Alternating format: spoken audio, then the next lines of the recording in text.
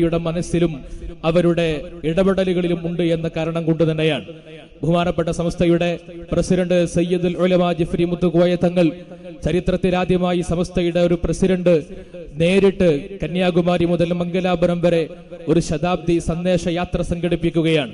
ഈ സന്ദേശയാത്ര കേരള ചരിത്രത്തിൽ ഒരു പുതിയ അധ്യായം രചിക്കുമെന്ന കാര്യത്തിൽ നമുക്ക് സംശയമില്ല. പരസ്പരം വൈവിധ്യങ്ങളോടെ ബഹുസ്വരതയുടെ ബഹുവർണ്ണങ്ങളെ മനോഹരമായ ദർശനമായി സ്വീകരിച്ചുകൊണ്ടാണ് നമ്മുടെ നാട് മുന്നോട്ട് പോയിക്കൊണ്ടിരിക്കുന്നത്.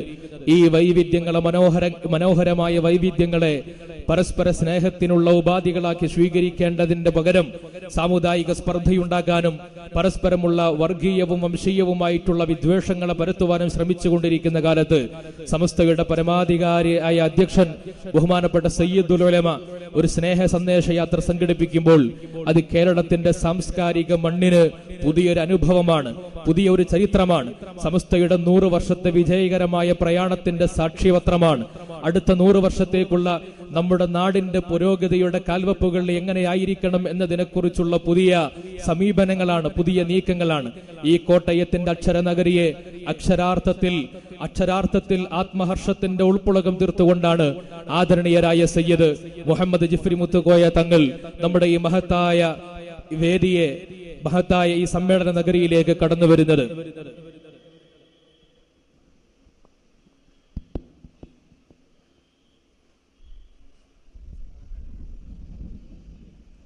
طلع البدر علينا من ثنيات الوداع وجب الشكر علينا ما دعا لله داع طلع البدر علينا من ثنيات الوداع وجب الشكر علينا ما دعا لله داع أيها المبعوث فينا جئت